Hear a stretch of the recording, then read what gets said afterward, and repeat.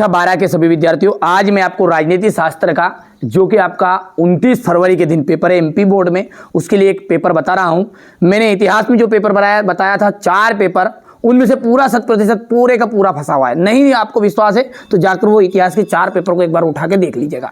अभी भी आपके वीडियो डले हुए हैं, अब तो बढ़िया से कंप्लीट करो। कोई रियल नहीं है, लेकिन इतना इंपॉर्टेंट है कि 50 नंबर एक ही वीडियो से मिल जाएंगे। 4 पेपर दूंगा, ABCD, केवल 4 करो और टॉपर बनो। चलिए तो शुरू करते हैं। सोवियत संघ के अंतिम राष्ट्रपति कौन थे?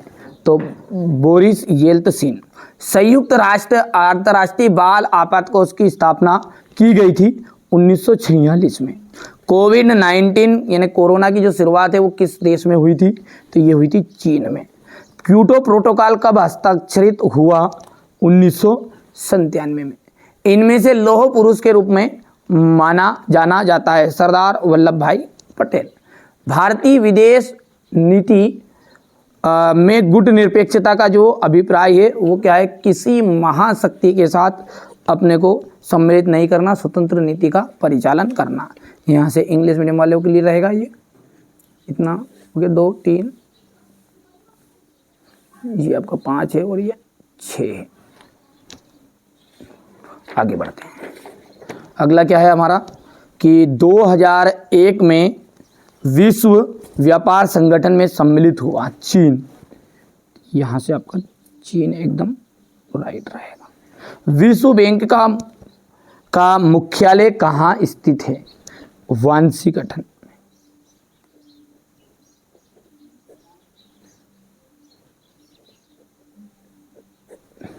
वैश्वीकरण से आर्थिक क्षेत्रों में प्रतियोगिता का जन्म हुआ है, तो यहां से जाएगा प्रतियोगिता।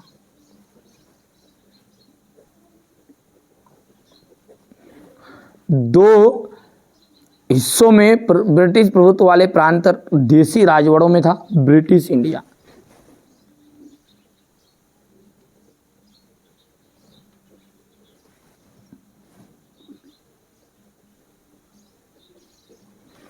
नीति आयोग की स्थापना 1 जनवरी 2015 को हुई।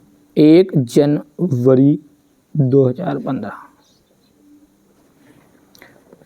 डेडेस ने क्रांति दल का गठन किया चौधरी चरण सिंह ने।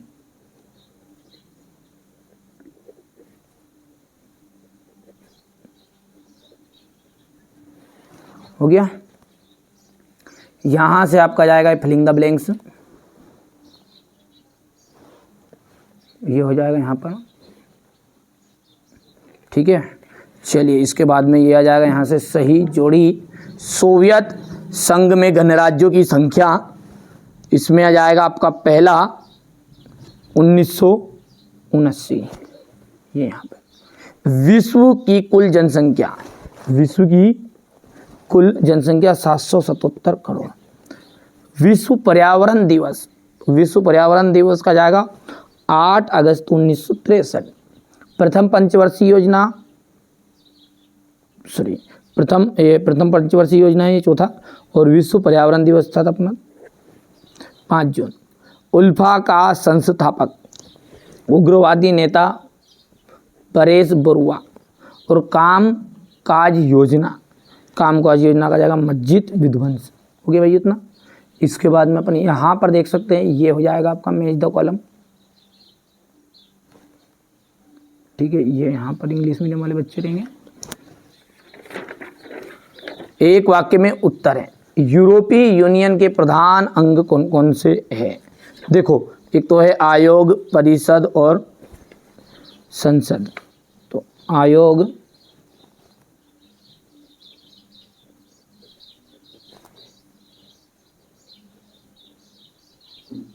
और संसद, ठीक है। सियाचिन समस्या का संबंध किन देशों से है? भारत और पाकिस्तान।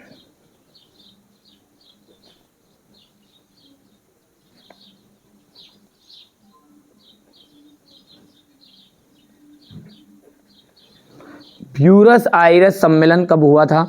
1998 में। हैदराबाद का भारत में विलय कब हुआ? 1984 में।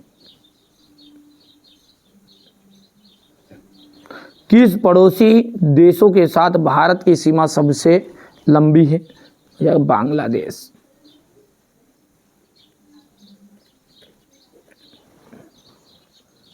उन्नीस सौ 77 का आम चुनाव विपक्ष के किस नारे पर लड़ा गया था? लोकतंत्र बचाओ।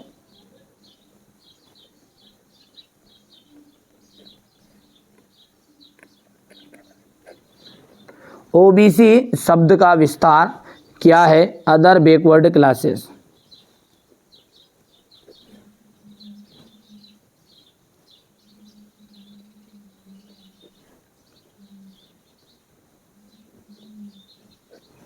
हो गया ये।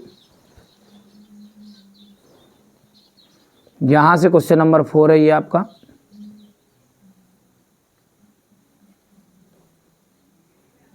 यहां से देखो, ठीक है।